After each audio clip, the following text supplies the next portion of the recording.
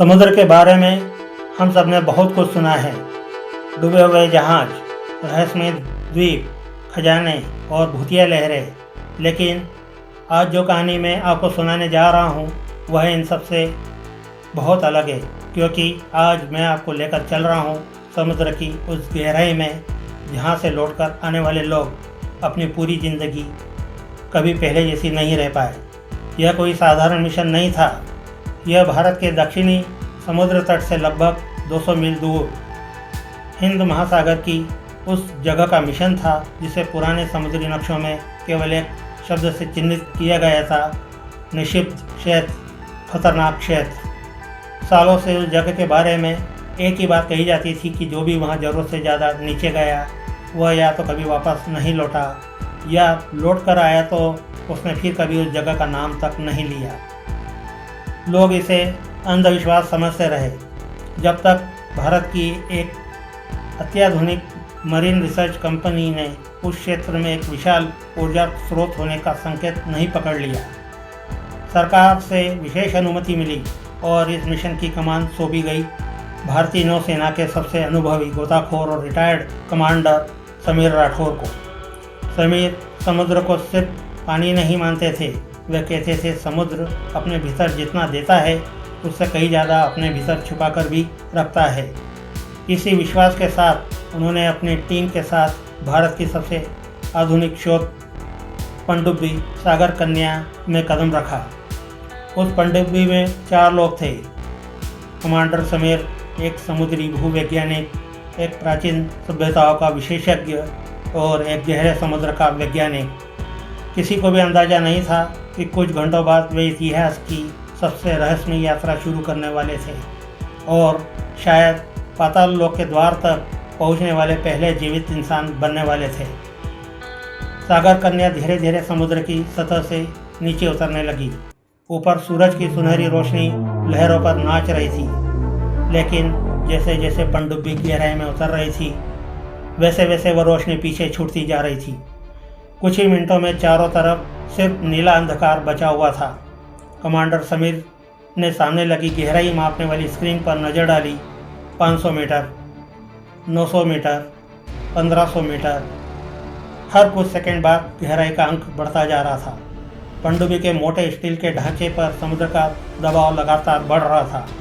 Cabin के भीतर एक हल्की हल्की चरमराहट सुनाई देने लगी। वैज्ञानिकों में से एक ने धीमी आवाज़ में पूछा, सर, क्या इतनी गहराई तक पहले भी कोई मिशन आया है? समीर ने बिना स्क्रीन से नज़र हटाए उत्तर दिया, आया है, लेकिन जिस जगह हम जा रहे हैं वहाँ तक पहुँचने की आधिकारिक पुष्टि आज तक किसी मिशन ने नहीं की। पनडुब्बी अब 3000 मीटर की गहराई पार कर चुकी थी। बाहर ऐसा गलियारा था मानो पूरी दुनिया का प्रकाश किसी ने निगल लिया हो। अब केवल सागर कन्या की शक्तिशाली हेडलाइट से रास्ता दिखा रही थी। अचानक पूरा केबिन एक तेज झटके से कांप उठा। बीप बीप बीप की आवाज़ें आने लगी। सोनार सिस्टम ने तेज चेतावनी देना शुरू कर दिया। स्क्रीन पर एक बहुत बड़ा अज्ञात ढांचा दिखाई दिया, लेकिन वह किसी पहाड़ जैसा नहीं था। वह बिल्कुल सीधी रेखाओं में बना हुआ था, जैसे समुद्र की 5 किलोमीटर की गहराई में किसी ने एक विशाल इमारत खड़ी कर दी हो। कमांडर समीर ने गहरी सांस ली और धीमी आवाज़ में कहा, सब लोग सावधान हो जाइए, हम किसी प्राकृतिक चट्टान के सामने नहीं हैं। कमांडर समीर ने धीरे धीरे पनडुब्बी की गति कम कर दी। सागर कन्या उस रहस्यमय संरचना की ओर बहुत सावधानी से बढ़ रही थी। सामने सिर्फ घना अंधेरा था, लेकिन जैसे जैसे हेडलाइट की रोशनी आगे बढ़ती गई वैसे वैसे वह काली आकृति अपना असली रूप दिखाने लगी। सबसे पहले विशाल पत्थर के स्तंभ दिखाई दिए, फिर टूटी हुई सीढ़ियाँ और कुछ ही सेकंड बाद पूरी टीम की सांसें जैसे थम गई। वह कोई साधारण चट्टान नहीं थी, वह समुद्र की 5 किलोमीटर गहराई में खड़ा एक विशाल प्राचीन मंदिर था। इतना विशाल कि उसकी ऊंचाई उनकी पूरी पनडुब्बी से कई गुना अधिक थी। मंदिर के शिखर पर समुद्री काई जमी हुई थी, लेकिन उसके नीचे उकेरी गई नक्काशी आज भी बिल्कुल साफ दिखाई दे रही थी। पत्थरों पर विशाल नागों की आकृतियाँ बनी हुई थी। कुछ नाग अपने फन फैलाए हुए थे तो कुछ किसी अज्ञात रत्न की रक्षा करते हुए दिखाई दे रहे थे। वैज्ञानिक डॉक्टर आरव ने कांपती आवाज़ में कहा, सर यह असंभव है, इतनी गहराई में इतना सुरक्षित मंदिर कैसे हो सकता है। कमांडर समीर ने कोई उत्तर नहीं दिया। उनकी नज़र मंदिर के मुख्य द्वार पर टिक गई थी। द्वार के दोनों ओर दो विशाल पत्थर के प्रहरी खड़े हुए थे। पहली नज़र में वे मूर्तियाँ लग रही थी, लेकिन उनकी आंखों में जमी लाल चमक कुछ और ही कहानी कह रही थी। ऐसा लग रहा था मानो सदियों से कोई उन द्वारों की रखवाली कर रहा हो। उसी समय सोनार सिस्टम ने फिर एक लंबी बीप दी। इस बार स्क्रीन पर मंदिर के नीचे एक बहुत बड़ा खाली क्षेत्र दिखाई दिया। डॉक्टर मीरा ने स्क्रीन देखते ही घबराकर कहा, सर इस मंदिर के नीचे बहुत विशाल गुहा है, इतनी बड़ी कि पूरी सागर कन्या उसके अंदर समा सकती है। कमांडर समीर ने धीरे से फुसफुसाया, मतलब यह सिर्फ मंदिर नहीं, किसी और दुनिया का प्रवेश द्वार भी हो सकता है। कमांडर समीर ने पनडुब्बी की बाहरी हाई पावर फ्लड लाइट चालू कर दी। कुछ ही क्षणों में पूरा मंदिर नीली रोशनी से नहा उठा। जैसे जैसे अंधेरा हटने लगा, वैसे वैसे मंदिर की असली भव्यता सामने आने लगी। हर दीवार पर ऐसी नक्काशी थी जिसे देखकर लगता था कि यह किसी सामान्य मानव सभ्यता का निर्माण नहीं हो सकता। कहीं विशाल नाग अपने फन फैलाए हुए खड़े थे, तो कहीं समुद्र के अनजाने जीव किसी अदृश्य शक्ति के आगे झुके हुए दिखाई दे रहे थे। लेकिन तभी डॉक्टर मीरा की नज़र मंदिर के मुख्य द्वार के ठीक ऊपर पड़ी। वहाँ एक पत्थर की पट्टिका बनी हुई थी। उस पर ऐसी लिपि उकेरी गई थी जो आज तक किसी भी ज्ञात भाषा से मेल नहीं खाती थी। डॉक्टर मीरा ने कैमरे का झूम बढ़ाया। कुछ चिन्ह बार बार दोहराए गए थे, मानो किसी चेतावनी की तरह। उन्होंने धीमी आवाज़ में कहा, सर यह कोई पूजा या शिलालेख नहीं लगता, ऐसा लगता है जैसे किसी को भीतर जाने से रोका गया हो। इतने में पनडुब्बी के तापमान सेंसर ने अचानक चेतावनी दी। बाहर समुद्र का पानी धीरे धीरे सामान्य तापमान से गर्म होने लगा था। यह असंभव था। 5 किलोमीटर की गहराई में इतना गर्म पानी बिना किसी ज्वालामुखी के कैसे हो सकता था। कमांडर समीर ने तुरंत चारों ओर कैमरे घुमाए। तभी मंदिर के विशाल द्वार के नीचे रेत की एक पतली परत धीरे धीरे हटने लगी, मानो सदियों से बंद पड़ा कोई रास्ता अपने आप खुल रहा हो। सभी वैज्ञानिक सांस रोके स्क्रीन देखने लगे। अचानक अंधेरे के भीतर 2 लाल बिंदु चमके। पहले सबको लगा शायद कोई समुद्री जीव होगा, लेकिन अगले ही पल वे दोनों लाल बिंदु धीरे धीरे ऊपर उठने लगे। ऐसा लग रहा था मानो कोई विशालकाय प्राणी अंधेरे में खड़ा होकर पनडुब्बी की तरफ देख रहा हो। पूरा कैबिन एकदम शांत हो गया। किसी की सांस तक सुनाई दे रही थी। वे दोनों लाल बिंदु अब बिल्कुल स्थिर थे। कमांडर समीर ने धीरे से पनडुब्बी का कैमरा और जूम किया, लेकिन जितना कैमरा आगे बढ़ता उतना ही अंधेरा गहरा होता जाता, मानो वह अंधेरा किसी रोशनी को अपने भीतर निगल रहा हो। तभी पनडुब्बी के बाहर लगा शक्तिशाली सर्च लाइट अचानक एक बार झपका, फिर 2 बार और तीसरी बार पूरी तरह से बंद हो गया। पूरा समुद्र फिर से काले अंधेरे में डूब गया। केवल पनडुब्बी के छोटे छोटे आपातकालीन लैंप जल रहे थे। वैज्ञानिक घबरा गए। सर मुख्य लाइट अपने आप कैसे बंद हो गई? इंजीनियर ने तुरंत कंट्रोल पैनल को देखा।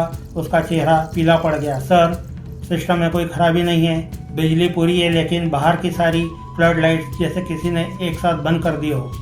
कमांडर समीर ने तुरंत बैकअप लाइट चालू की। इस बार हल्की नीली रोशनी बाहर फैली और उसी क्षण सबकी धड़कन रुक गई। मंदिर के सामने जहां कुछ सेकंड पहले खाली जगह थी, अब वहां दर्जनों आकृतियां खड़ी थी।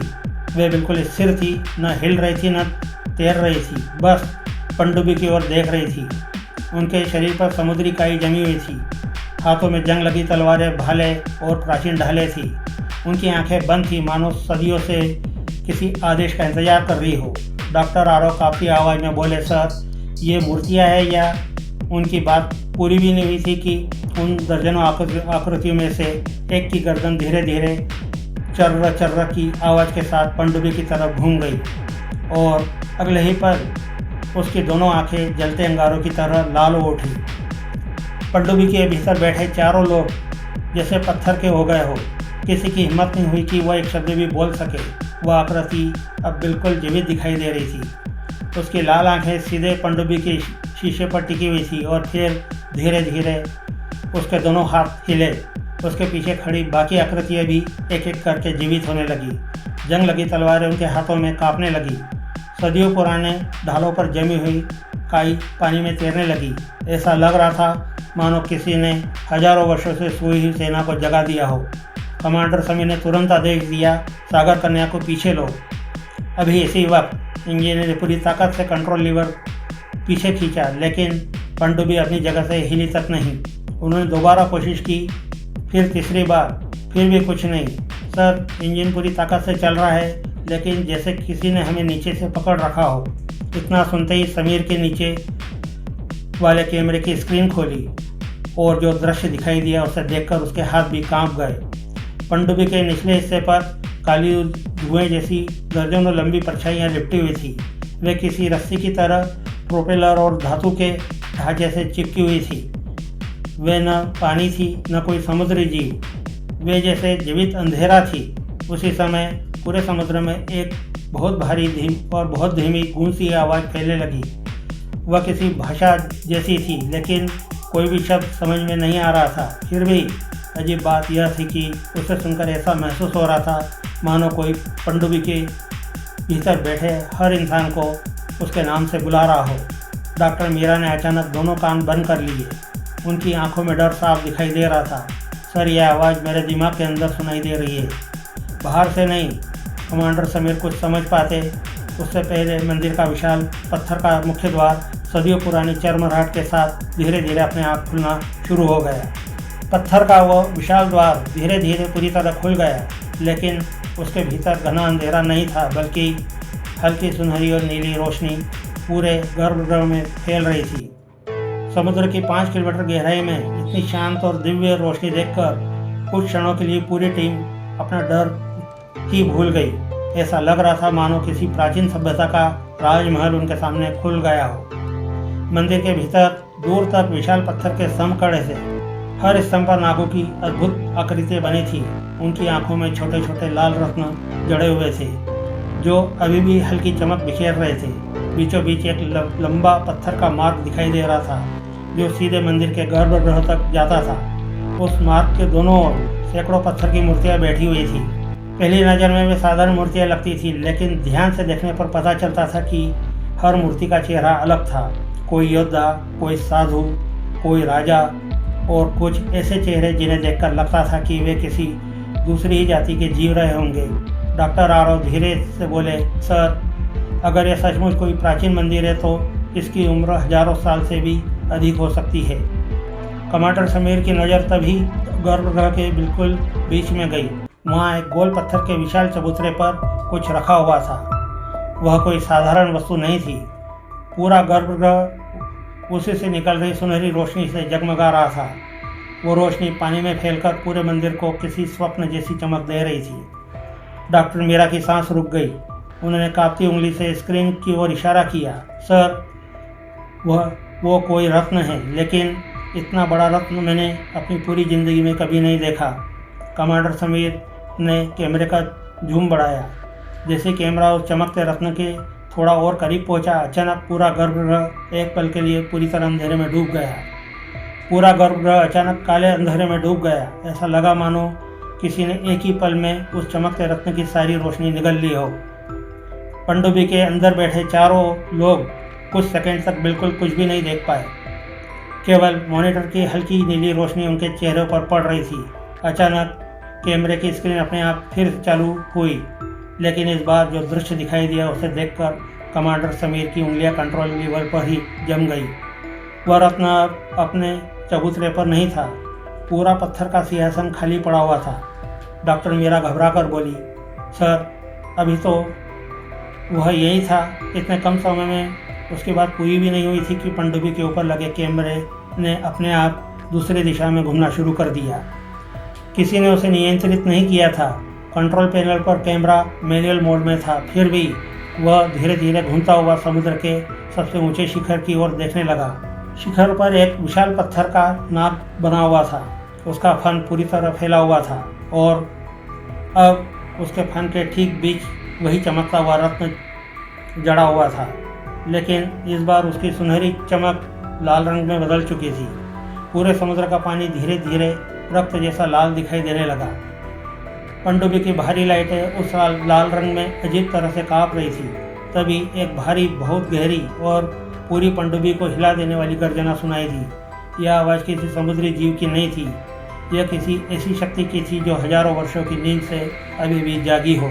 अगले ही पल मंदिर के सामने खड़ी सैकड़ों पत्थर की मूर्तियों ने एक साथ अपनी लाल आंखें खोल दी।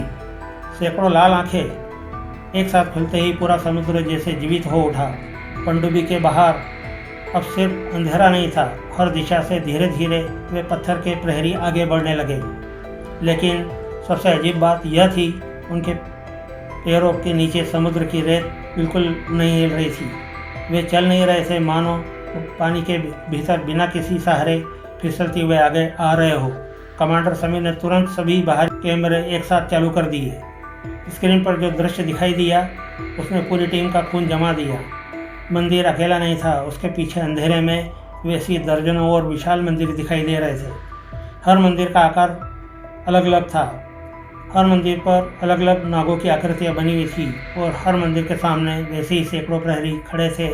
डॉक्टर आरव की काँप गई, सर अगर ये सब सच है तो इसका मतलब समुद्र के नीचे पूरी एक सभ्यता दबी हुई है। कमांडर समीर कुछ बोलते से पहले पनडुब्बी का पूरा ढांचा अचानक जोर से काँप उठा। धड़ाम, ऐसा लगा मानो किसी विशाल चीज ने नीचे से उन्हें धक्का मारा हो। चेतावनी अलार्म लगातार बजने लगे। स्क्रीन पर लाल अक्षर चमक रहे थे। इंजीनियर ने घबरा कर कहा, सर नीचे कोई बहुत बड़ा हमारी पनडुब्बी के ठीक नीचे घूम रहा है, लेकिन सोनार उसकी पूरी आकृति पकड़ में नहीं पा रहा है। समीर ने नीचे वाला कैमरा चालू किया। कुछ ही सेकंड तक सिर्फ लाल धुंध दिखाई देती रही। फिर उस धुंध के भीतर 2 नहीं, 4 नहीं, बल्कि सैकड़ों चमकती हुई लाल आंखें धीरे धीरे पनडुब्बी की ओर ऊपर उठने लगी। वे सैकड़ों लाल आंखें धीरे धीरे ऊपर आती जा रही थी।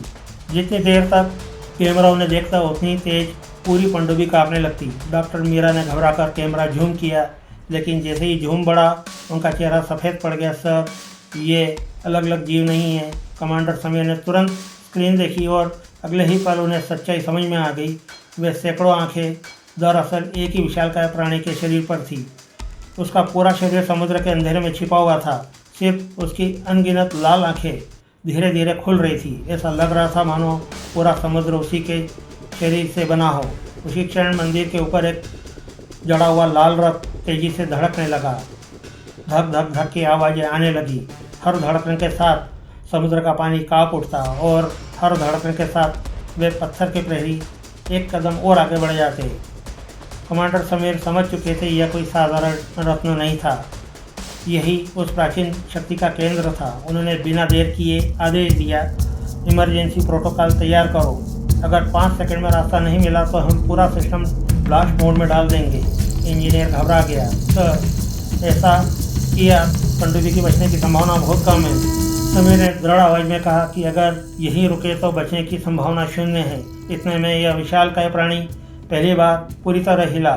समुद्र की गहराई में ऐसी लहर उठी कि 5 किलोमीटर नीचे होते हुए भी सागर कन्या कई मीटर पीछे उछल गई। उसी पल उस प्राणी की सबसे बड़ी लाल आंख सीधे कमांडर समीर की ओर घूमी और पूरी पनडुब्बी के भीतर एक गूंजती हुई आवाज़ सुनाई दी, रत्न यहीं छोड़ दो।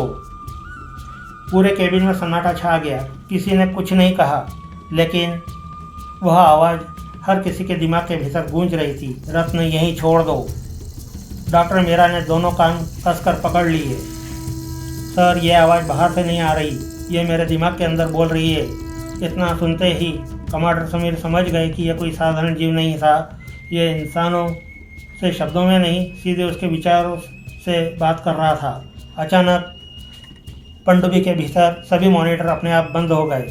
एक एक करके नेविगेशन, सोनार, कैमरे, सब कुछ अब पूरे केबिन में केवल लाल आपातकालीन लाइट जल रही थी। उसी लाल रोशनी में कमांडर समीर की नज़र सामने वाले मोटे शीशे पर पड़ी और उनकी सांसें वहीं रुक गई।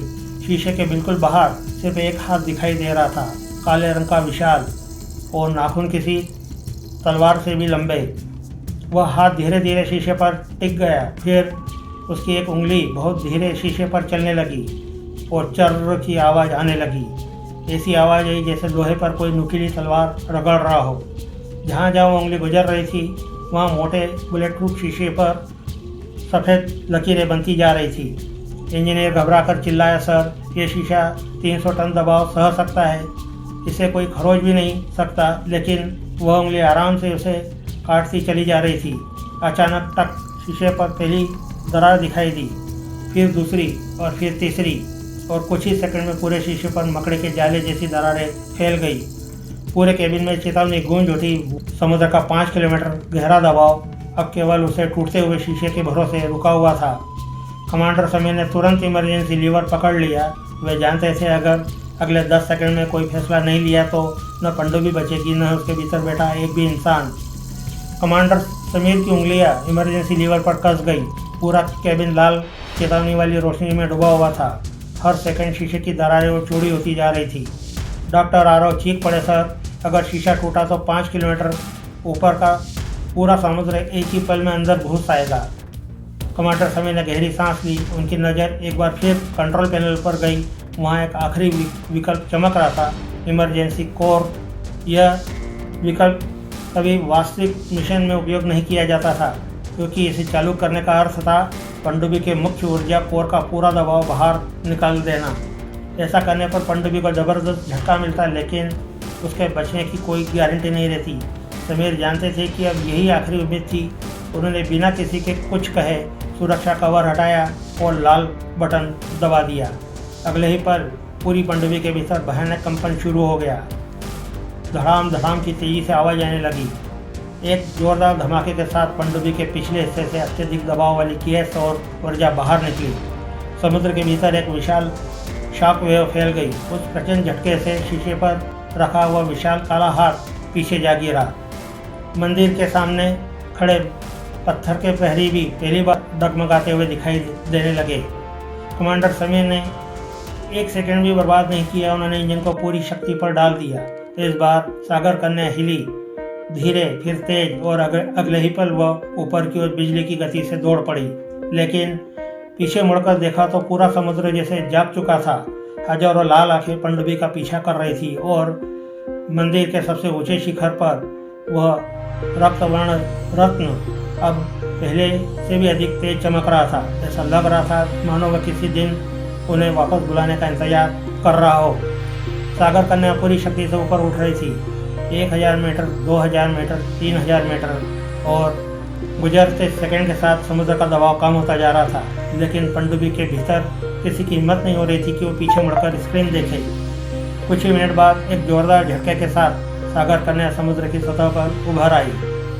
ऊपर खुला हुआ आसमान था, ठंडी हवा थी और दूर भारतीय नौसेना का सहायता जहाज उनका इंतजार कर रहा था। चारों लोगों की जान बच चुकी थी, लेकिन कोई भी खुश नहीं था। जब पनडुब्बी को डॉक पर लाया गया तो इंजीनियर अंतिम निरीक्षण करने पहुंचे। उन्होंने जैसे ही पनडुब्बी के अगले हिस्से को देखा, उनके पैरों तले जमीन खिसक गई। जहां शीशे पर केवल दरारें आई थी, वहां बाहर की मोटी स्टील प्लेट पर एक विशाल हथेली का हाथ निशान बना हुआ था। ऐसा लग रहा था मानो किसी ने पिघले हुए लोहे पर अपना हाथ रख दिया हो। वैज्ञानिकों ने उसकी जांच की, लेकिन उस निशान को बनाने वाला कोई धातु, कोई रसायन या कोई ज्ञात ऊर्जा स्रोत दुनिया में मौजूद नहीं था। सरकारी अधिकारियों ने पूरा मिशन तुरंत गोपनीय घोषित कर दिया। सारी रिपोर्ट, सारे वीडियो, सारे रिकॉर्ड राष्ट्रीय सुरक्षा के नाम पर सील कर दिए गए। कमांडर समीर ने उसी दिन नौकरी छोड़ दी। उन्होंने फिर कभी किसी समुद्री अभियान में हिस्सा नहीं लिया। लेकिन कहानी यहीं खत्म नहीं हुई। आज भी हर साल उसी स्थान से गुजरने वाले कुछ जहाज़ों के कप्तान एक ही अजीब बात बताते हैं कि रात के बिल्कुल सन्नाटे में समुद्र के बीच उन्हें ऐसा लगता है मानो बहुत नीचे अंधेरे पानी के भीतर किसी प्राचीन मंदिर से हल्की लाल रोशनी उठ रही हो। और अगर कोई जहाज कुछ देर के लिए भी उस जगह रुक जाए तो उसके सोनार पर सिर्फ एक ही शब्द बार बार सुनाई देता है, वापस आओ, वापस आओ। उस दिन के बाद कमांडर समीर कभी उस जगह नहीं लौटे, लेकिन उन्होंने अपनी निजी डायरी के आखिरी पन्ने पर केवल एक वाक्य लिखा था, समुद्र के नीचे सिर्फ पानी नहीं, वहाँ कोई अब भी जाग रहा है। अगर आपको क्या लगता है, क्या सचमुच हिंद महासागर की अथाह गहराइयों में कोई प्राचीन पाताल लोक आज भी मौजूद हो सकता है? क्या वह रहस्यमय मंदिर और वह शापित रत्न आज भी किसी अगली गलती का इंतज़ार कर रहे हैं?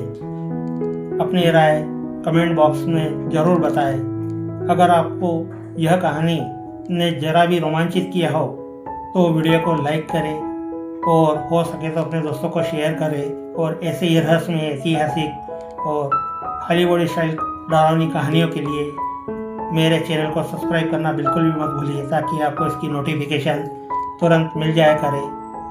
मैं फिर मिलूँगा एक और ऐसी रहस्य के साथ जो शायद आज तक किसी ने आपको नहीं बताया होगा। तब तक अपना और अपने परिवार का ख्याल रखिए। आपका बहुत बहुत धन्यवाद। नमस्कार। जय हिंद।